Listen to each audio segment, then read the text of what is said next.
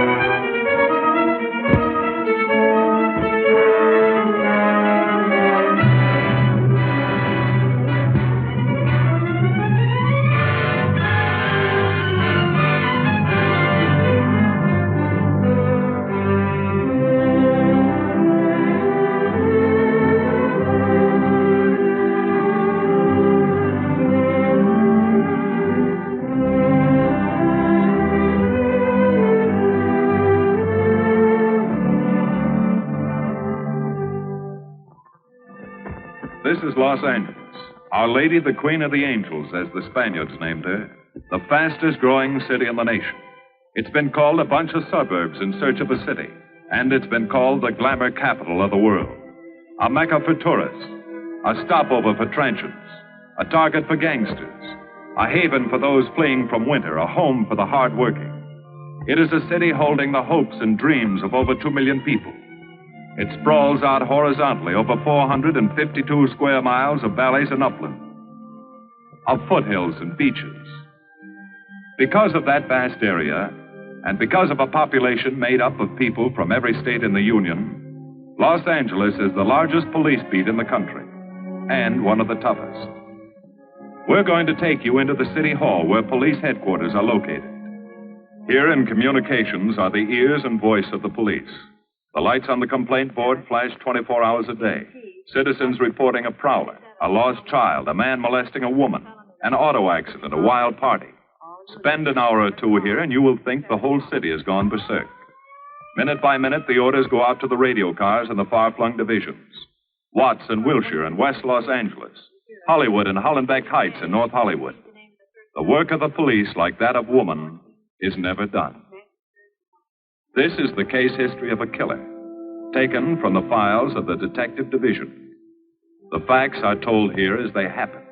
The story properly starts here in Hollywood Division headquarters at 1 o'clock of a June morning last year. Officer Robert Rollins had finished his tour of duty and signed out. It had been a tough day. He'd be glad to get home. His wife would be waiting up for him as she always did.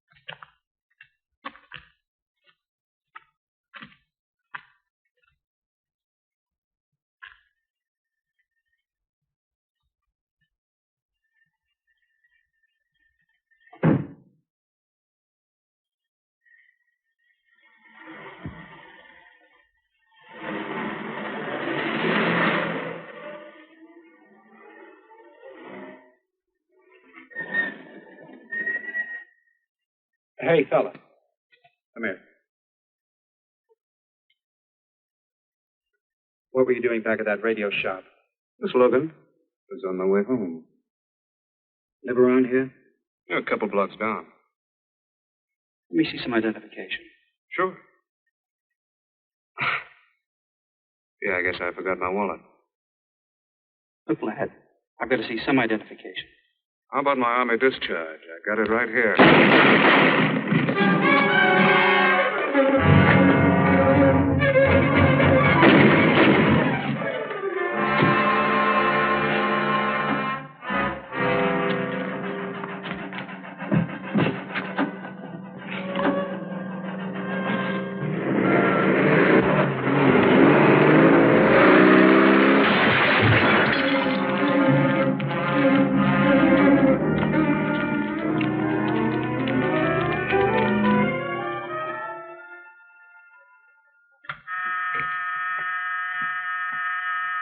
Police Department, Operator 27. I want to report the shooting of a policeman. Hold on, please. Give me that again, please. I'm calling to report the shooting of a policeman. What's the address? 5057 State Street, just west of Santa Monica. Just a minute. Receiving hospital. Operator 2. Operator 27, 5057 State Street, 5057 State Street. An officer has been shot. Send an ambulance. All units in the vicinity of State Street and Santa Monica Boulevard. Proceed at once to 5057 State Street, 5057 State Street. An officer shot. Code 3.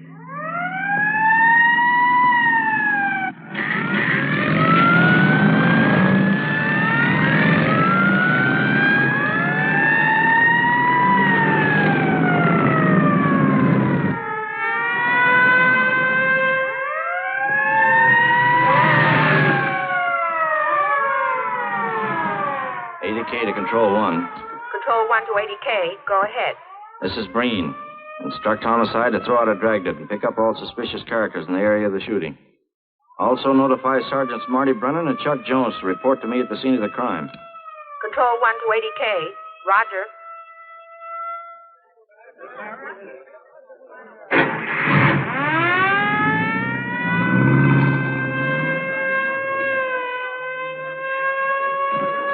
I see. Well, what have you got so far? Well, not much, Captain Breen. A couple of cartridge cases. Oh, Marty, Chuck. Hi, Cap. Eyewitnesses? Who was first on the scene? Reported it. I was. I live here. I'm a light sleeper, but my hearing is good. My Did the officer say anything before he collapsed? Yeah, he gave a description of the fella. On the shooting of the officer. Suspect is a white male American. Age 26 or 7. 5 feet 10 or 11. 155 to 165 pounds.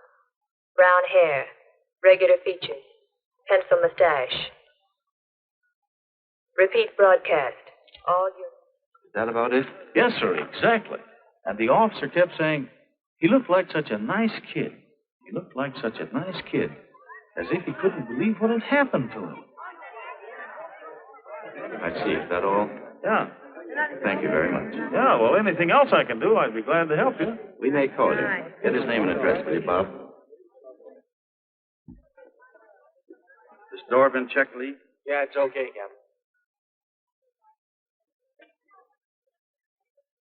Find anything? Nothing but some smudges so far.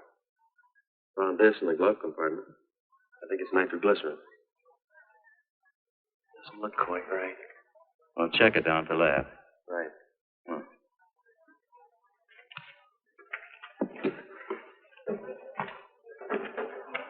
Open this up, Joe. No key, Captain. I'll try it open. Give me that bar, Frank.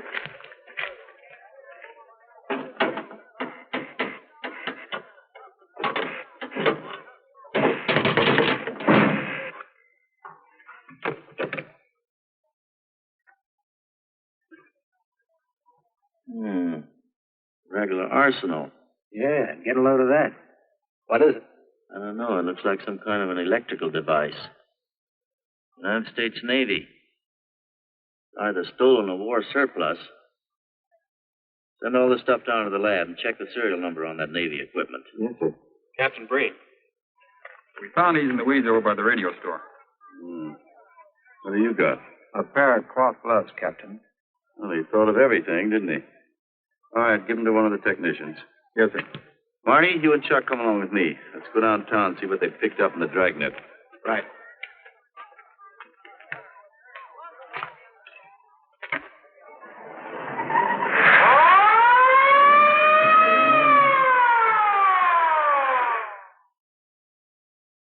You know him, Marty? Yeah. I know his wife, too. Ever since high school. Captain, I wish you'd let Chuck and me handle this case. All right. I don't want any dead heroes. Just want the man who shot Rollins. The suspects began to arrive at headquarters in droves. The police tossed every motel and hotel and many private homes in a 4-square-mile area around the scene of the shooting. Every available radio car and patrolman and detective was out on the dragnet. The strings were being drawn tighter and tighter. Many a man returning from a date or a late party or a poker game surprisingly found himself in a squad car, its siren screaming as it brought him to the detective bureau. The dragnet gathered in some strange fish, and many ordinary ones. All the rest of that night, the detectives probed, needled, questioned, quizzed. Everything was checked. Fingerprints, names, addresses, stories. Every fish in the net was examined. Most of them thrown back into the sea, not worth keeping. Except a few parole violators and slightly shady characters whose stories needed a lot of verifying. I wasn't prowling no cars. Just taking a walk. You know, getting in condition. You were running when the radio car picked you up. Yeah? Maybe that's why the guys call me Punchy. He's got a point there. 2 felony convictions, no warrant, no warrant. He's on parole. Book him, violation of parole. Let's have the next one, Joe. What were you doing in that vacant lot? The vacant lot. Lot? What were you doing in it at that time of night? Niệm của mình cũng cho lo ngồi ấy siêu nổi là ngồi ấy 30 cái年 vì lúc ý lại của ngồi sinh thành cái ngồi thành ca giờ tôi đầu ra sang gì. You say your name is Ralph Henderson. So what? Well, you know, it's a funny thing, Ralph. There's a guy around this town that's been wearing your fingerprints. Only his name is Pete Hannon. Okay. So I'm dead. So what's one more confession in my life? Now you're talking, Andy. Okay, Andy. Oh, Harry. What have we got here? Oh, some robbery suspects. Candidates for San Quentin. Handsome here is the big shot. He runs the outfit. Have a gander at his record. Car theft, escape from reform school, robbery, assault with a deadly weapon. Not bad. Look at the heater we found on him. German Luger, fully loaded. Redhead here tried to carve up one of the arresting officers with this pretty toy. Nice boys. By dawn, many minor wrongdoings had been uncovered, and a few incipient felonies. The checking of the suspects had been thorough, painstaking, and tedious. But all the work was for nothing. The man who had shot Officer Rollins was not among them. He remained no more than a description, a shadow of a man, mysterious, elusive, deadly, hidden away somewhere in the vast city. As for Rollins himself, he couldn't help. He was in a coma at receiving hospital. Mrs. Rollins waited out the long, tense hours while her husband fought to live. Many another officer's wife had so waited. Many another will. The word came shortly after sunup.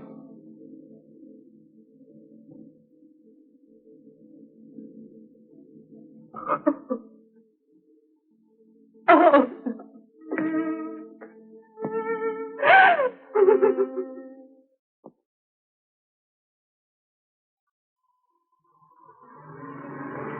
Day.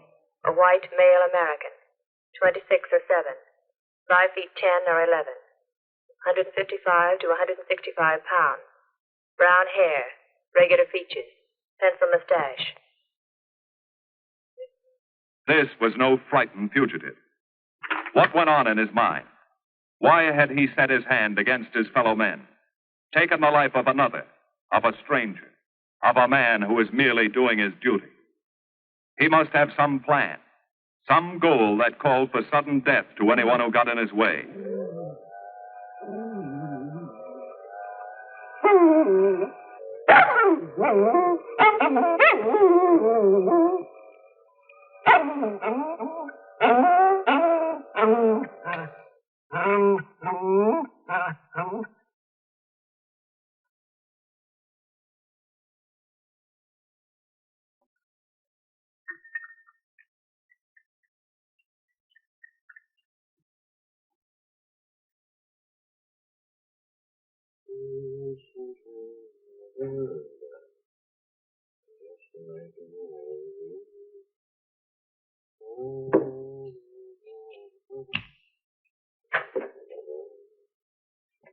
Good morning, boys.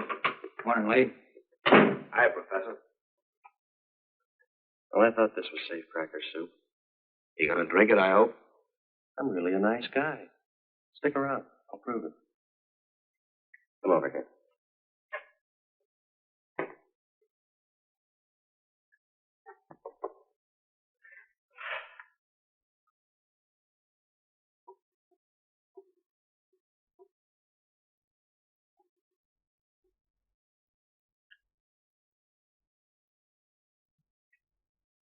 Hold this for me, will you, Chuck?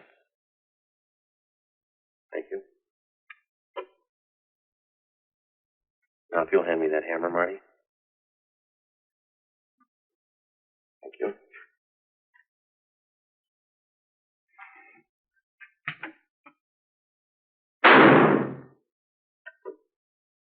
Yeah.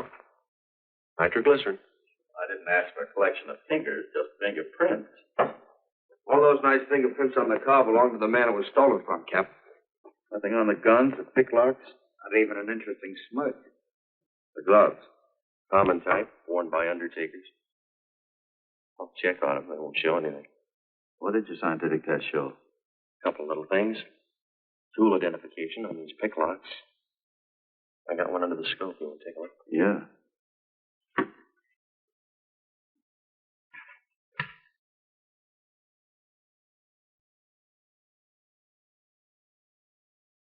Take a look. I see. Well, it seems to tie the tool up with the lock. Now, if that microscope could only tell us who did it. I'm working on that. No, only an amateur would carry that liquid dynamite in a car. This boy's no amateur. Took the precaution of desensitizing it so it'll take normal shock. Took a lot of other precautions, too. No fingerprints, no identification, nothing definite. Except his scientific. Knows electricity. Is inventive. Yeah. Happy on the trigger. This is Captain Breen. Get me Captain Stevens a burglary, will you? I hate to disappoint you, Lee, but I think you've come up with something. Hello, Steve. How are you? Did your daughter's marriage come off all right? Good. Look, Steve, on those burglaries of electrical equipment lately, were there any where picklocks were used to gain entry? Good.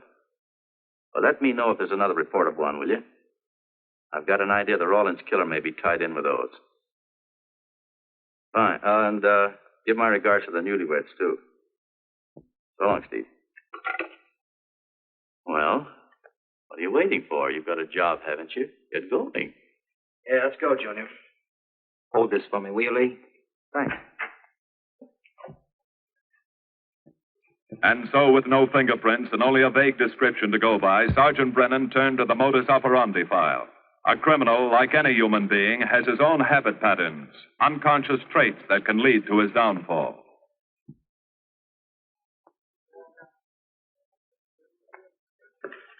Well, they are, Junior. List of burglars who use picklocks for entry. Oh, great. This narrows it down to just a couple of hundred suspects in this area. Give me a match, will you? That may not be so bad. This guy's improved on the system. Maybe he's left his trademark on some other job. Well, here we go, legging it all over town, asking a million questions. What you paid for, isn't it? Am I paid to associate with you, too, Junior? You could do worse. Not this year. Come on.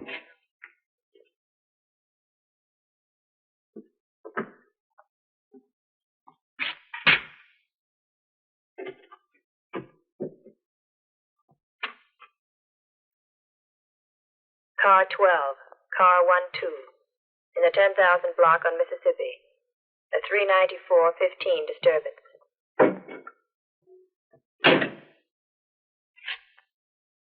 Car 80K, code 1.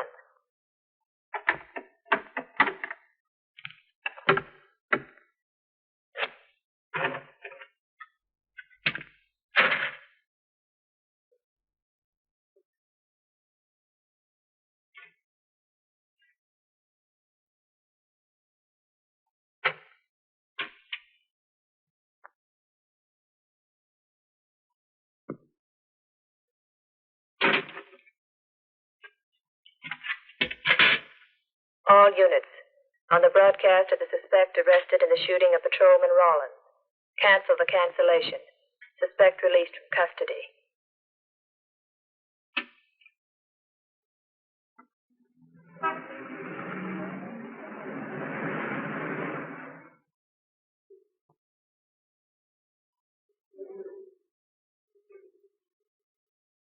Oh, hello, Mr. Martin.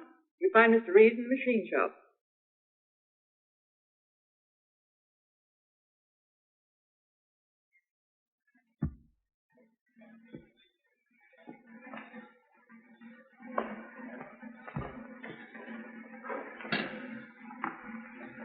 Oh, Roy. Glad to see you. How are you, Mr. Reeves? Fine. I was hoping you'd drop in. I wanted to thank you for showing us how to handle that repair job. Helped a lot.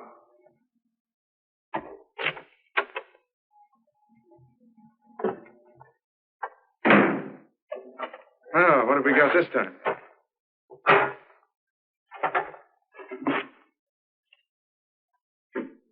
Silvergraph.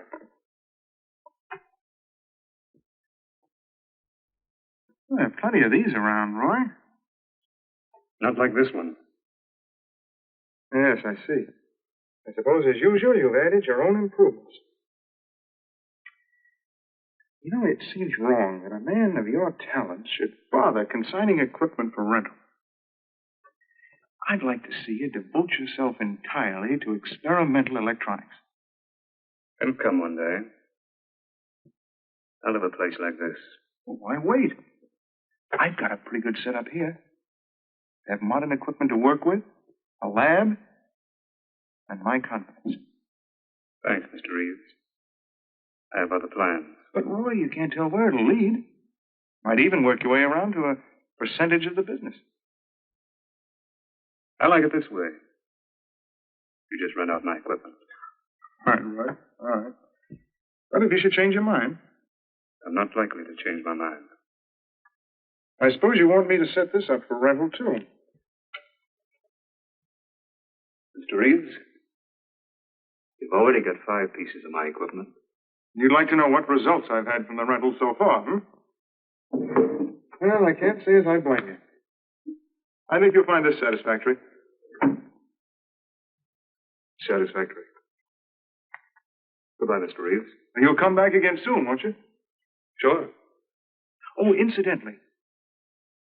How's that television projector coming along? The one you said would reflect a 12-foot image. Still working on it. I just wanted you to know I've already set up a rental on it. In fact, I think they'd like to buy. It'll come pretty high. Oh, money's no consideration with this customer.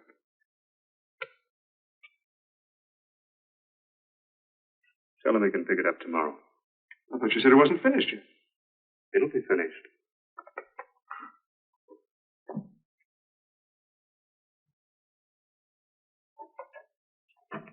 It uses an image fixer and then projects by ordinary incandescent. Roy, this is the best television projector I've ever seen. Let's hope that your customer thinks so. He will. Yes? Send him right in, Charlotte. There, you see, our customer is here, begging for the privilege of buying. Better be running along. I'm not much good at business. Oh, but Roy, he'll want to congratulate you. Just see that the price is right. All right, Roy. I'll get you a good deal. So long. See you.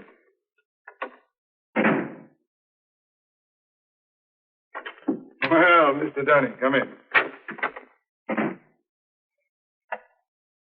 Isn't it a beauty?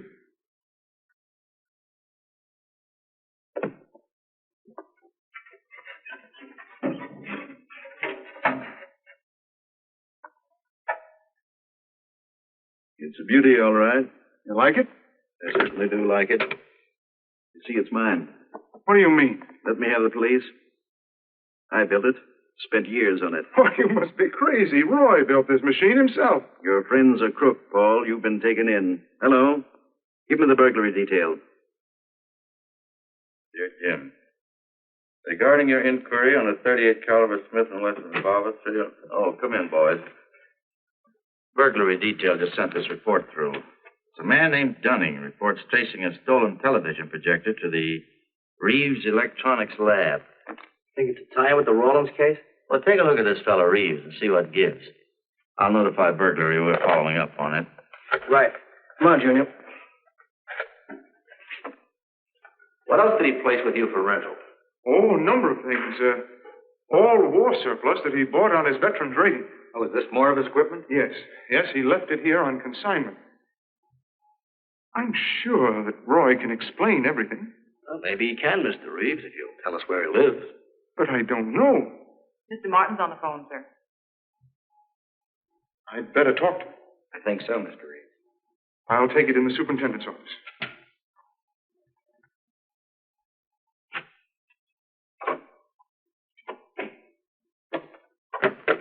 Tell him that you sold the set. His money's waiting for him here. Find out what time he's coming by. Put Mr. Martin on.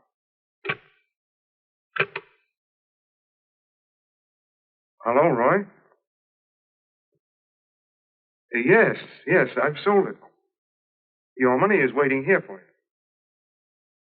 you. Yes, I'll be working late tonight. What time will you be by? First thing in the morning. Well, maybe you better come in tonight, Roy. A couple of things I want cleared up. Like what?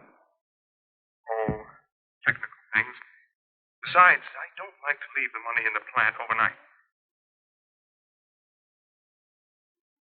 How about 8:30? Fine. I'll see you then. I'll leave the front door unlocked.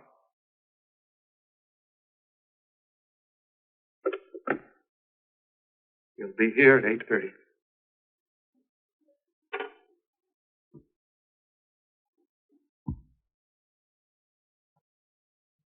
Well, I'll just run along home and get some dinner.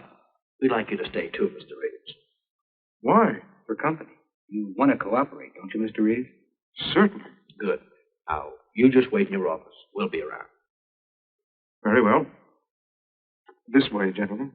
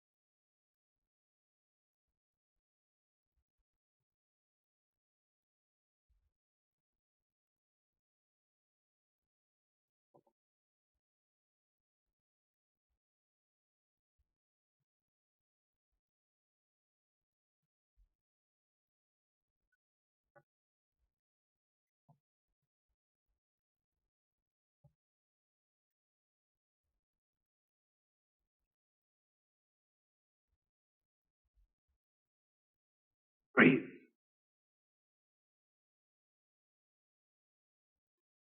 That you, Roy?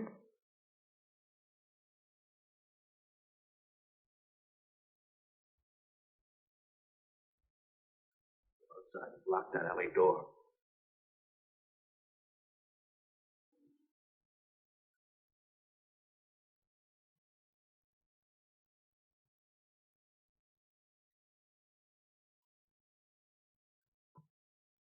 Where are you, Roy?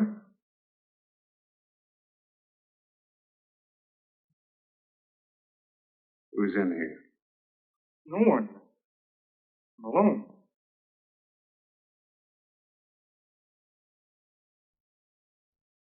Come on in. I've got your money for it. Bring it out here. All right. Just a minute.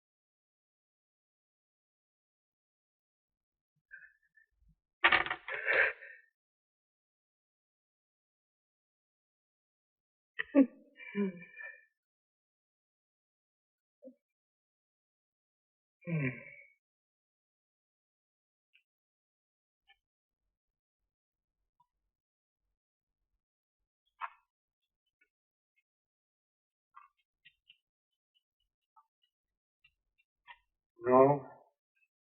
None of them even looks like Roy Martin. He had such a fine face. Didn't keep him from carrying a gun. Or didn't you know that? No, I didn't. I told you all I know, all he ever told me. What about his friends? Didn't he have a girl? No, I don't think so. He had no interest in anything but electronics. Where did he pick up the subject? Books, magazines. Mostly from the Signal Corps. He was attached to a radar unit.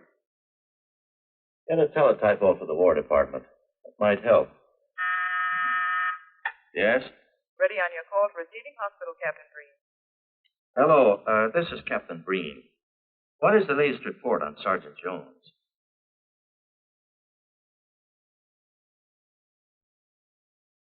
I see. Well, let me know if there's any change, will you? Thanks. Chuck's in pretty bad shape, Marty. He's paralyzed. May never walk again.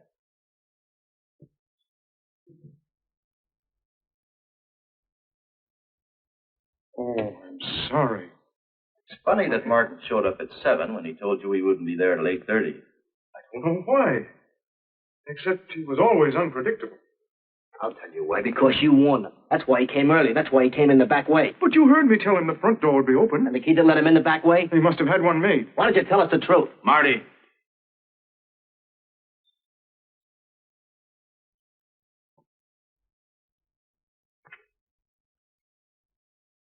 Now, look, Paul. You can make it a lot easier for us to believe your story if you'll just give us some facts. Something that might help us. I told you all I know. I've been gullible, all right, letting him make a fool of me. But I'd do anything to make up for what he did to Detective Jones. Sure you would. You can go now. Oh, thanks. Thanks. My friend, think. Ouch for my character. That's good. We'll call you if we need you. Thank you very much. I think he's telling the truth, Marty. I think he's just gullible, like he said. What about the stolen stuff he was trying to peddle for Martin? We'll use it for bait. Maybe Martin will come back for it. Then we can ask him. Here. Nevertheless, I want a 24-hour tail put on Reeves, and I want a watch on his home and his factory. Right. You can keep those. Okay, Captain.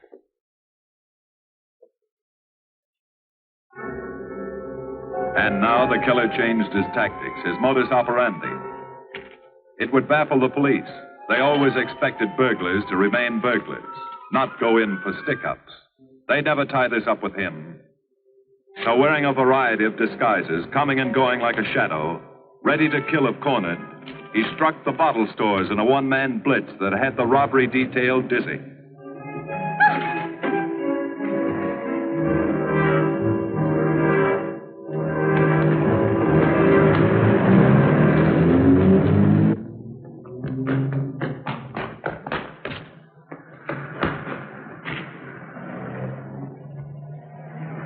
The killer, always resourceful, always thinking along lines that would baffle his hunters, had discovered an ideal avenue of escape.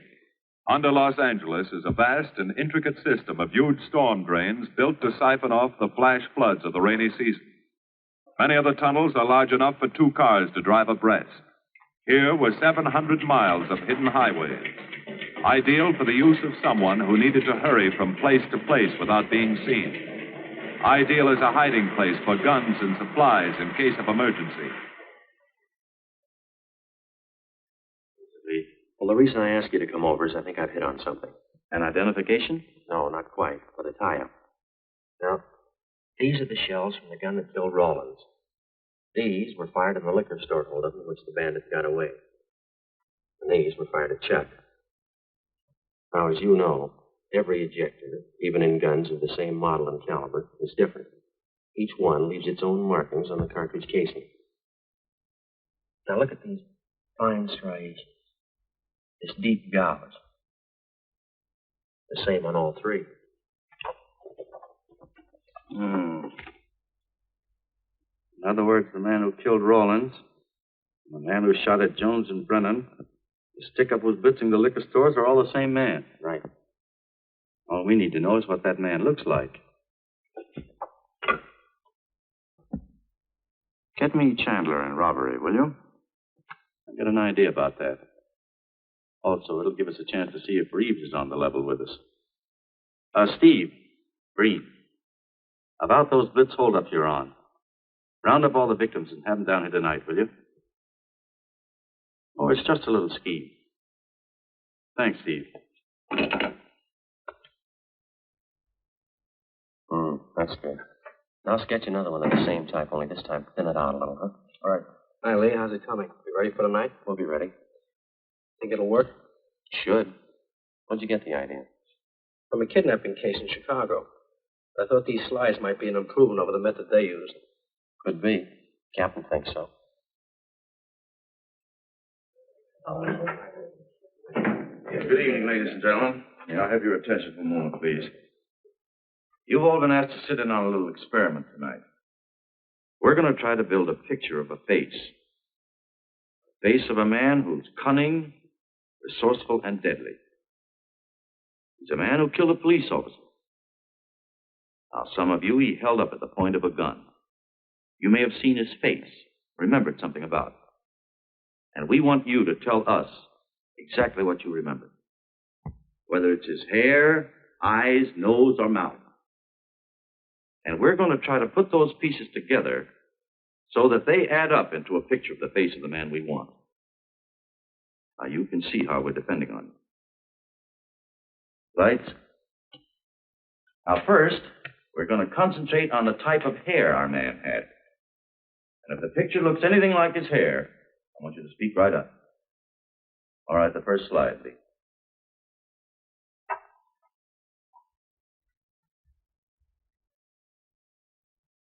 His hair had waves in it. Well groomed. That's the idea, Miss Smith. Is that any closer? No, it was parted on the side.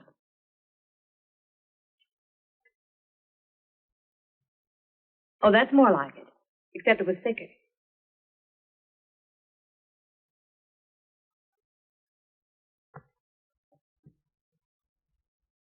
Oh, that's very close. Yes, that's the way his forehead looked. It was broad and high. All right, hold that slide.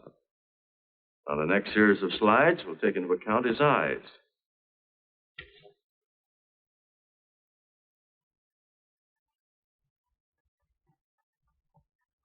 Oh, 1 minute, please. Wait, 1 minute. His eyes were a little like that. Maybe a little smaller, like beads. Go on, Lee.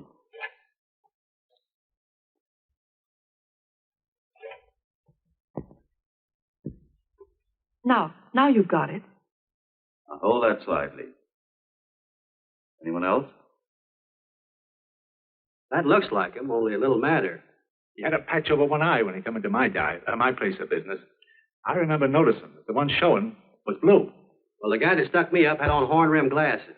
He was wearing a Band-Aid across his nose when he knocked me over. Uh-huh. All right, hold that, Lee. Well, so much for the eyes. Go ahead.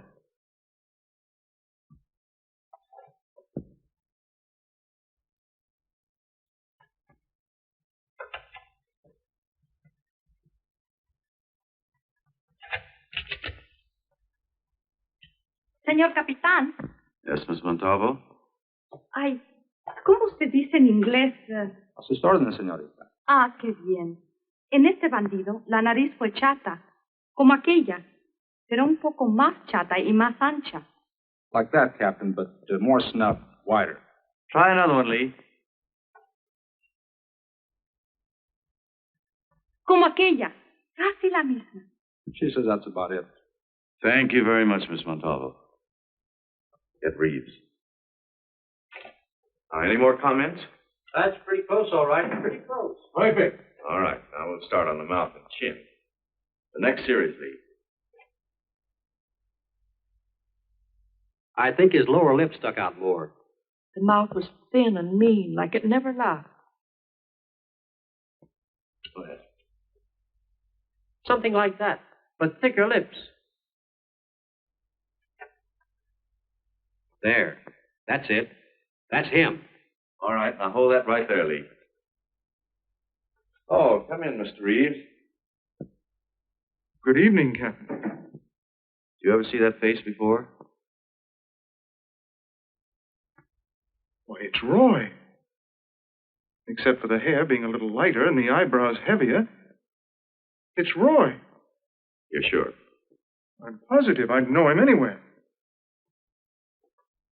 See? I want to retouch the photograph.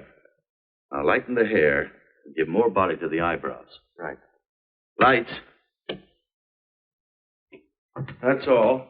Thank you very much. You've been a great help. It's positively amazing how you found out what he looks like. Well, we're looking for an amazing criminal, Mrs. Johnson. Thank you and good night. Good night, Captain. And so the face of the unknown killer, built up from fragments of evidence, was sent out all over the country. To chiefs of police, to sheriffs, to county constables and county jailers, to the wardens of prisons, to all postmasters and postal inspectors, to the agents of the Treasury Department, to the FBI. They showed that picture to the inmates of jails and prisons, to men with a wide acquaintance among the cat burglars and the violence boys. Informers and con men and sharpshooters were quizzed, those on the fringe of crime and those deep in the rackets. Many wanted to help. Nobody could. No one in the underworld recognized that mysterious face. He was as unknown as if he had lived in the 16th century.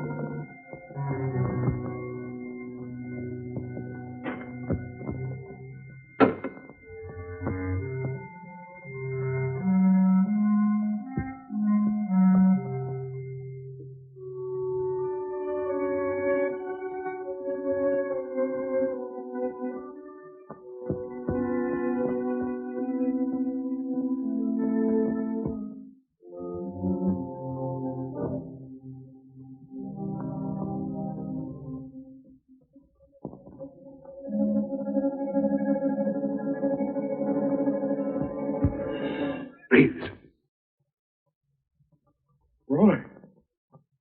Listen carefully, please. Control yourself.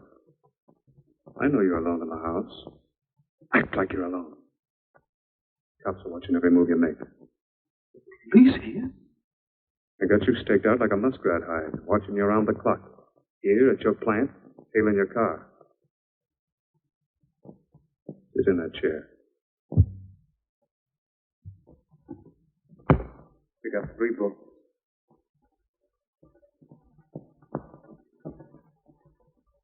Don't look up and don't answer me.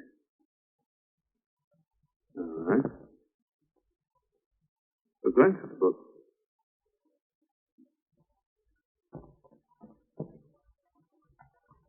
Pick one of them.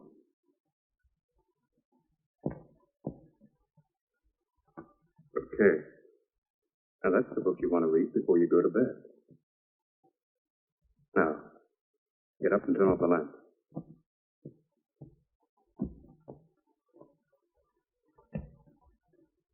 Come here. Come here.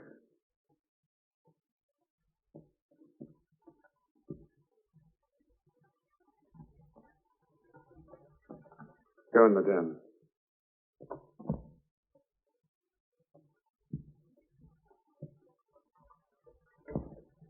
Follow the straight tag.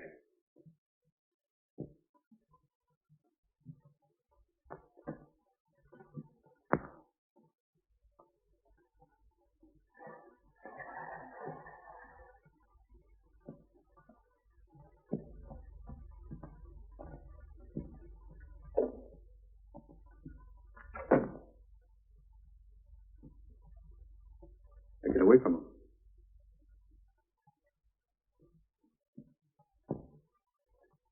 What do the cops know about me? Not very much, Roy. No fingerprints. They haven't even got a picture of you. They're trying to make one.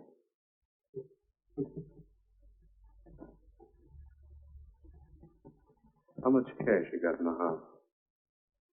None. I never keep any cash in the house. It isn't good business. Suppose you think it was good business, letting me walk into that trap. No. Don't do anything you'll regret. Now listen to me. It isn't too late. Give yourself up. Come to your senses before you kill someone else.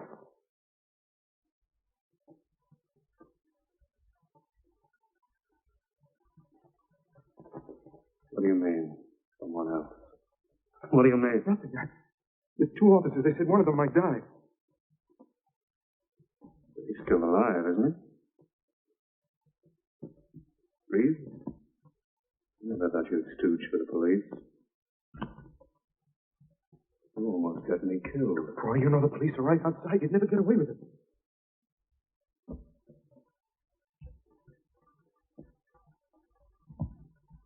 That's right. Now you make sense.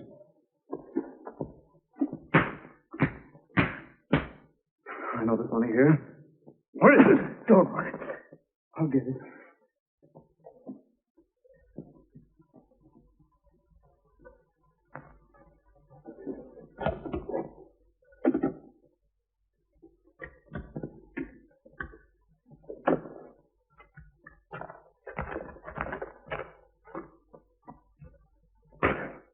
It's not enough.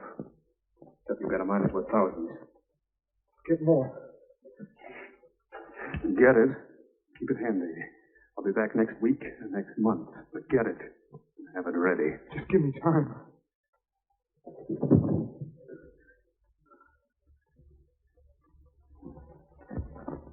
Oh! Look, I don't want policemen outside my house following me around.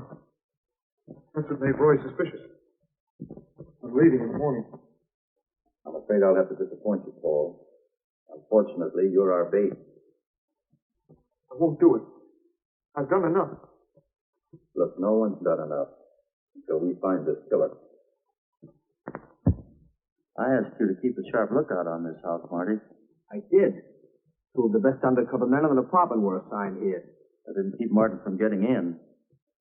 What's the matter? You tired?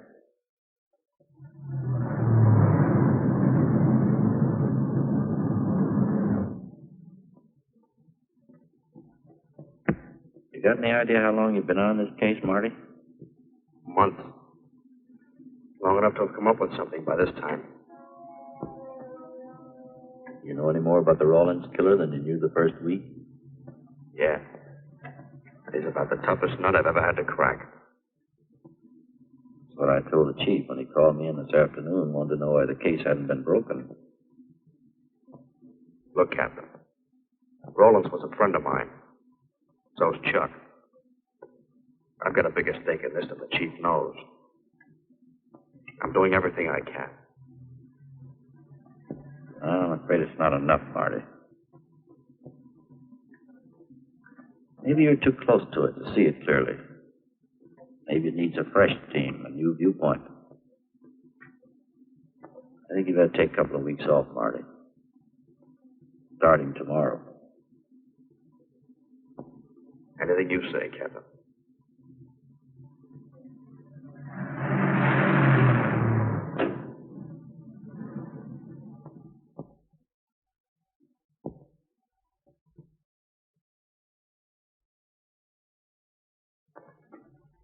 Hiya, Marty. Hi, Chuck. Meet Miss Scanlon, my new bodyguard. He's the one I've been telling you about. Oh, you mean the one with the steel trap brain? How do you do? Hello.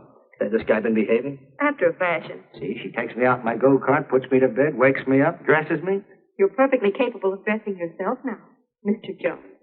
I'll be back in a few minutes. Well, how's it been going, Junior? Oh, pretty good, Chuck, pretty good. Is that why you're off the case? How'd you know? Green was in to see me this morning. Oh. Suppose he also told you they put a new team on the case. He told me everything. Yeah. Let's see what his new boys dig up. Well, maybe they'll examine the facts of the case a little more carefully. What facts? That our man's sharp, that he's intelligent and works alone, that he has no record, never leaves a fingerprint and knows every move we make. Sure, plenty of facts, only they add up to nothing. Sure, forget it. You got yourself a 10-day vacation. Go on down to the beach, get a suntan. By the time you get back, the case will be broken. Isn't that what you want? You know better than that. All I know is what I hear. You sit there batting your gums about how the old man let you down. Maybe he's trying to wake you up. He's got a funny way of showing it. There you go, flying off the handle. Always taking things for granted. I wish I could get up and boot some sense into you. He knew what this case meant to me. He still does. That's why he's trying to get you mad enough to do something about it. You don't really figure that's his idea, do you? I know it is. It's a tough case, Chuck. Not an angle, nothing to go on. You'd know what I meant if you were out working with me. I have been working with you. That's all I've had to do lately, just sit around studying what little facts we have, trying to figure out who he might be. You know the kind of a guy we're up against, then.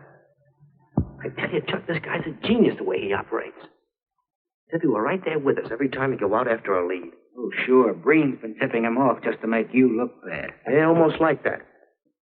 Well, he beats us to the punch every time. There's your angle. You just hit it on the head, but you don't see it. Look, start at it. 1, he's unknown to the underworld. 2, he beats you to the punch, right? And 3, it's almost as if he were with you. Isn't that what you said? Yes. Well, tie that up with a lot of other little things, like the fact that he uses a police gun and the accuracy of the shooting. Anybody could buy a police gun, and the Army could have taught him how to shoot. Yeah, but who taught him how the police operate? Oh, I know what you're driving at, Chuck, but a cop. Those things happen. Yeah. Now, if I were still in the case, I'd start with our own department first, then Santa Monica, Culver City, Burbank, Pasadena. See you later, Junior. Hey, don't let him out of your sight, beautiful. It's the first time in years he's used his head.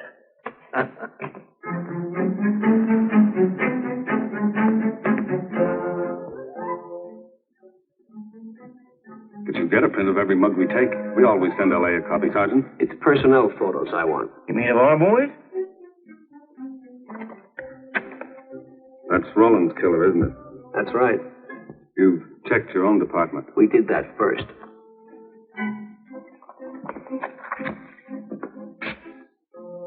And so the tedious quest went on.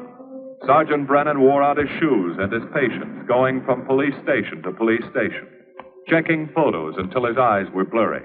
For police work is not all glamour and excitement and glory.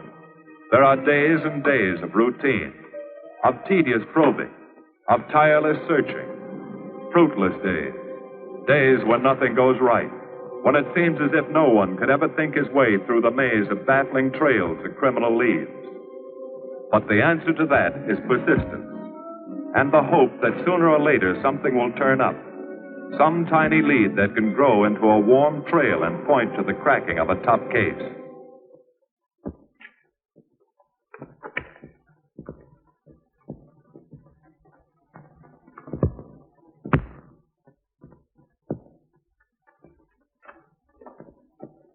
Well, that does it, boys. Can't say I'm sorry you didn't find him in here.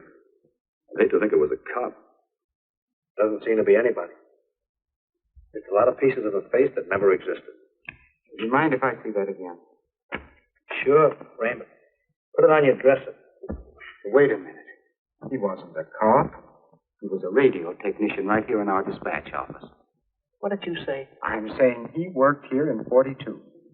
Well, come on, give. I remember the kid well. Sort of strange, never bothered with anyone in the department, just kept to himself. He was in line for promotion when he was drafted. Where was he living at the time? I don't remember. Try the dead files. Never asked for his job back after the war. I remember writing to him about it, though. He was an excellent worker. Oh, yeah, here we are. Yeah, this is it. Took a while before he answered, but like he says in the letter, he wasn't interested.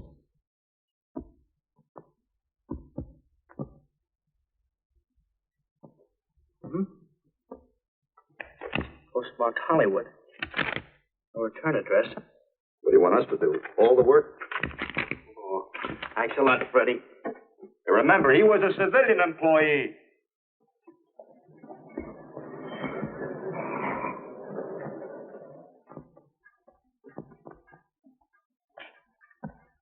Well, how about it? Anybody recognize it? Not on my route.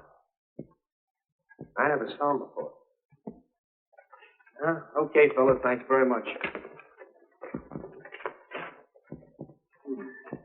I thought for a minute. And yet that face. Wonder. Yeah? Well, this may not mean anything, but he looks like a guy that's on my route. He never gets any mail, but I see him around here all the time. He lives in one of the courts. Where? Come on, I'll show you.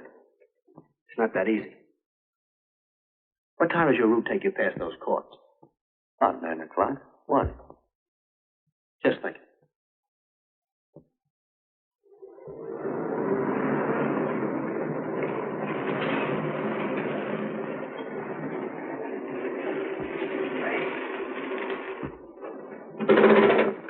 You got any chocolate milk? Sure have, buddy. Yeah. Thanks. What's your pocket? Straight on back. Second in the yell. Number 7. Right.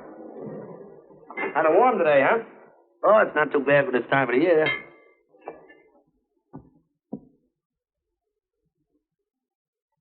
Good morning. Morning.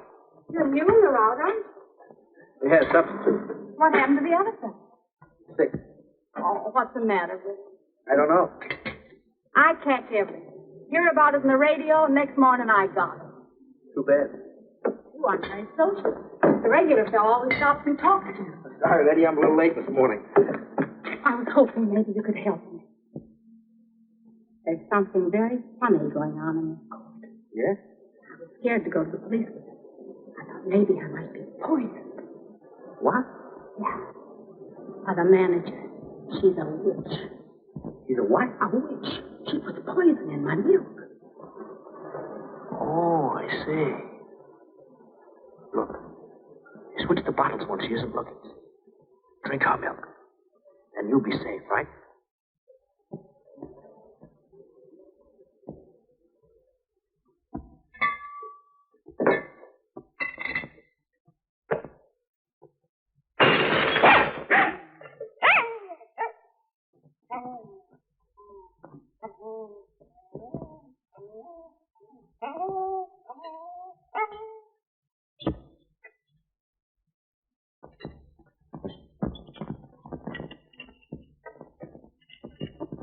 Why, I had a little accident.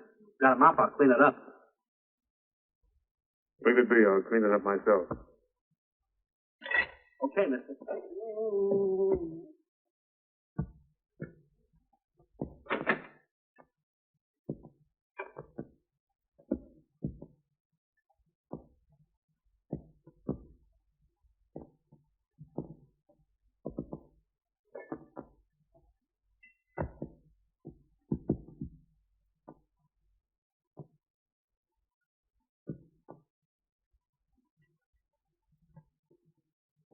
The place is called Bellevue Court. I drew this from memory, but it's pretty close. That's where he's hiding out, right there. You sure he's our man, Marty? Captain, I couldn't go wrong on that face. He's our man.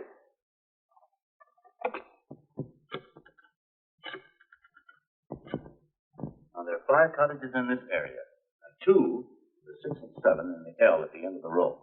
Our man lives in number 7. The building department plan will show you the whole layout. Bounded on 3 sides by Fuller, Santa Monica, and Poinsettia. Now, the court is partly surrounded by a high wall. Breen, homicide. Good, you keep your eyes open until we get there. Morgan has just gone into his bungalow alone. Any questions? All right, you all have the instructions. Let's go.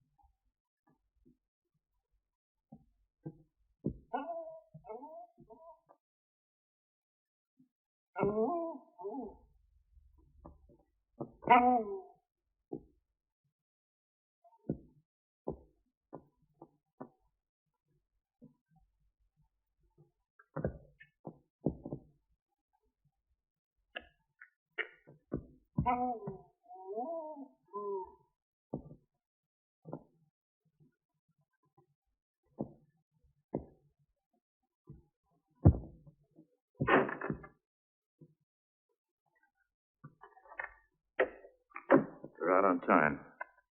Wait 5 minutes. Go around and block the side entrance. Keep your lights off.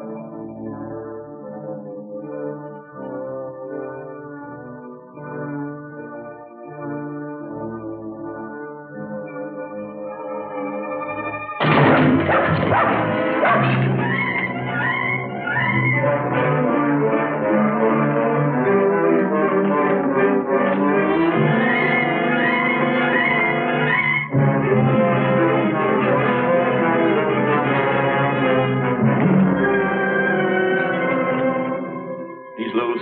I want a radio car in a hurry.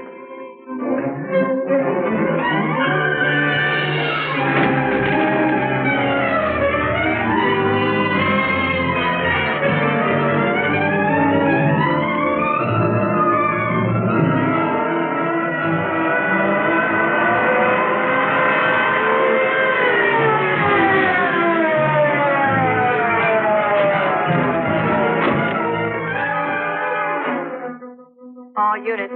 All units in the vicinity of Santa Monica and Fuller. The murder suspect in the Rawlins killing is at large.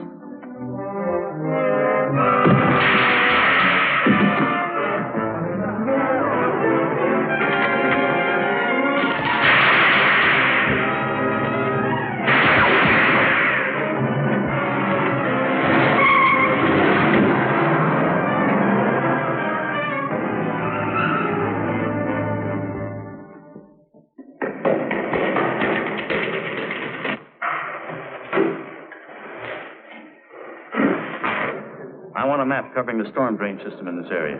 Get it and meet me at Venice and Garfield. Jones, Miller, you stay here in case he comes up for air. I want a man at every other drain entrance along this line. Got to come up somewhere. Come on, Marty. You're driving.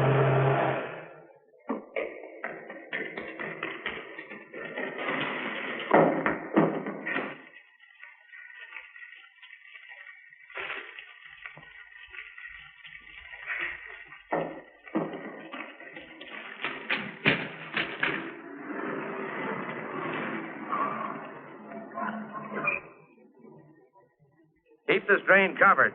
It's liable to pop out anywhere.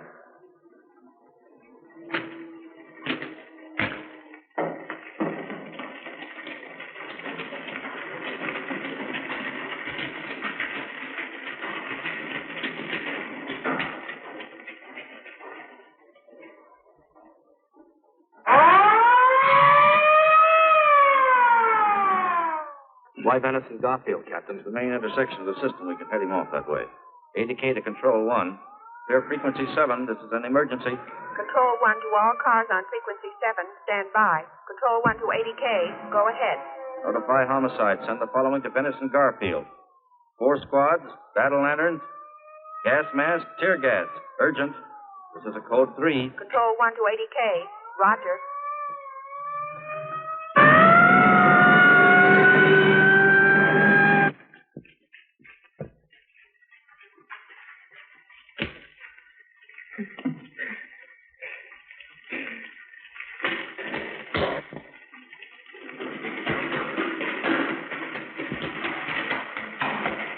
And he'll probably head down this main drain to where it comes out at the Rio Hondo. Now, you take your squad and cover that exit. Right. Keep all spare radio cars cruising back and forth along this main street. Watch the curb inlet.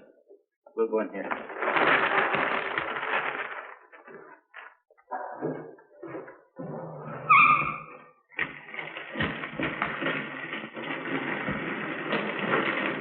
Any sign of him? No. And we've searched every foot between here and the Rio Hondo outlet. And he must be up ahead.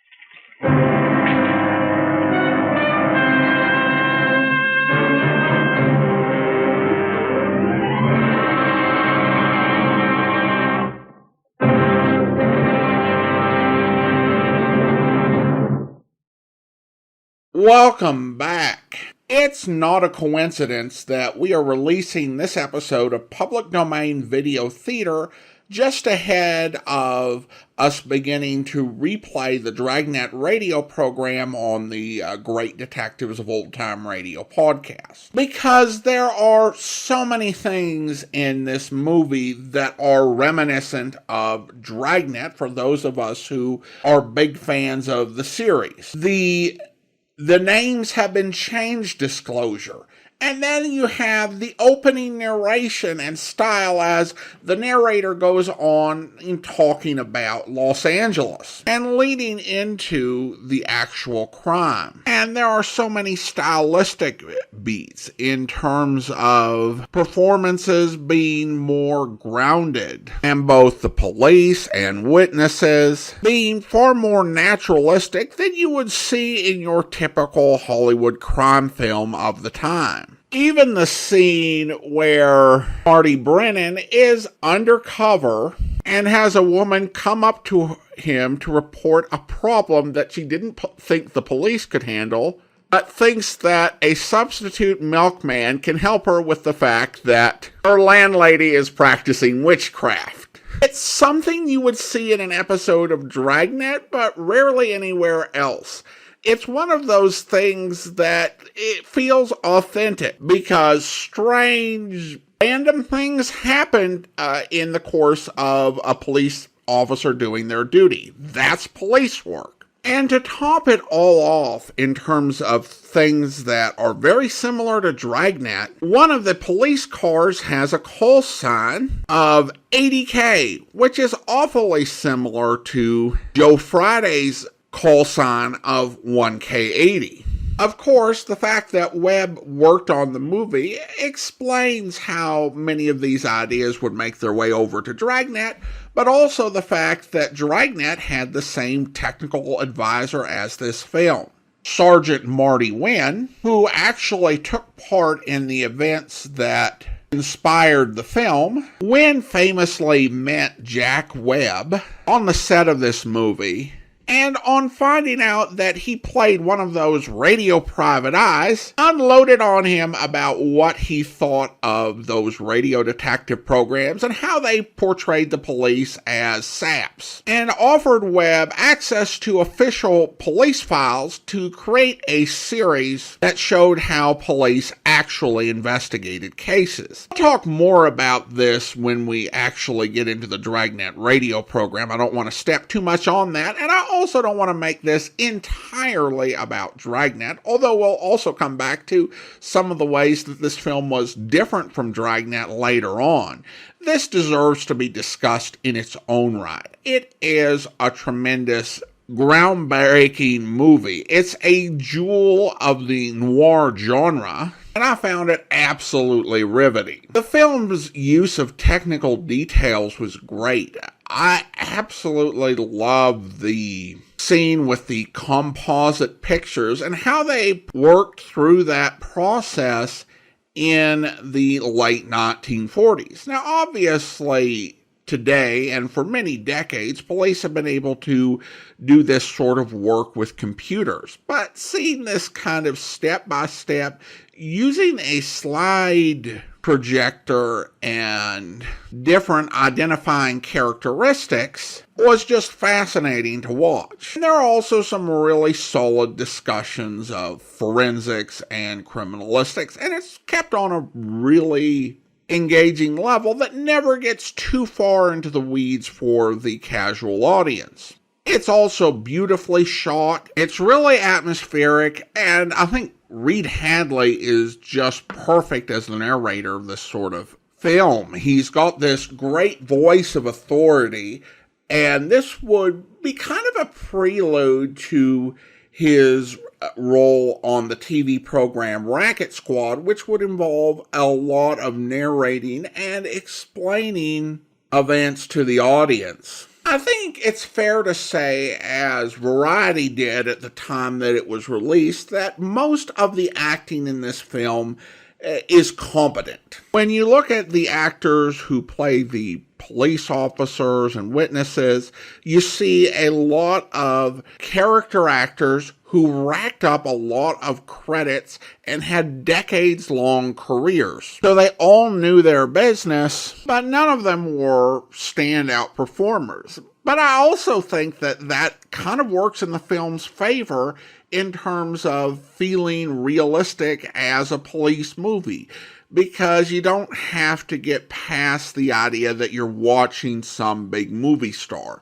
You're watching someone who easily you can believe is just this ordinary policeman doing a job. There was only one part of the movie that I thought was a bit lacking, and that was the part where Captain Breen pulled Marty off of the case in order to get him mad so he would come up with some genius idea. This seems really out of place in what's otherwise such a grounded film. It's not a huge deal, but it does stick out as a really odd departure from the tenor of the movie that thankfully they move quickly past. Now, I mentioned some of the similarities that this had with Dragnet, but there are a couple of key differences. The first point is that Dragnet begins with the narration that you'll follow the case on the side of the law from crime to punishment. In your typical Dragnet episode, the police arrive on the scene and you have no idea who did it. In He Walked by Night, we follow Richard Baselhart's character Roy throughout the movie. In fact, on the film posters, Basehart was given equal billing with Scott Brady, who played Marty. And the truth is that Basehart is absolutely riveting. Every time he's on screen, you can't turn away. He's always doing something interesting. He absolutely stands out from the rest of the cast, which kind of oddly makes the villain the really interesting character, while you have less connection to the actual police officers who are investigating the case, due to their much more low-key portrayal. I will also say that the story of He Walked by Night departs greatly from the actual facts, particularly when it came to the capture. Now, Dragnet, despite claiming that only the names were changed, can take some bigger departures, but I don't think quite as big as what happens with the ending of He Walked by Night. He Walked by Night was based on the hunt for Machine Gun Walker, whose background was very similar to Roy's in the film. However, the capture was entirely Hollywood. What actually happened was that 3 detectives, including Marty Wynn, located where Walker was hiding out and got a key from the man who owned the apartment and used it to enter the apartment. Walker had a submachine gun and a .45, and the officers had to strike him with the butts of their revolvers and shoot him twice before he stopped trying to go for the guns. According to Marty's son, Charles, when they were putting Walker into the car, Walker asked Marty Wynn if he had any children. Wynn told him he had 2 boys, and Walker said, "You're lucky because you came close to not seeing your kids again." Now that would make a perfectly fine episode of Dragnet, but it wouldn't do as an ending to a 1948 film. So we get this chase through the sewers. It's worth noting that Dragnet would come to the silver screen in 1954. And without giving anything away, it ends on a somewhat unsatisfying and anticlimactic note that's nevertheless realistic, because that's police work. However, I think this film has a better reputation than the Dragnet movie and is more fondly remembered for its great chase through the sewer, for its climactic scene where the The genius killer is trapped due to dumb luck and ultimately meets his end. Because that's filmmaking. And it should be noted that the real Machine Gun Walker, after many court proceedings and decades in prison and mental hospitals, was paroled in the 1970s, changed his name and went to work as a chemist, and died in 2008. And that will do it for today. Join us back here next time for another episode of Public Domain Video Theater. In the meantime, send your comments to box13 at greatdetectives.net. Follow us on Twitter at Radio Detectives and become one of our friends on Facebook, facebook.com/Radio Detectives. And if you like these videos, you can become one of our patrons at patreon.com/Radio Detectives. From Boise, Idaho, this is your host, Adam Graham, signing off.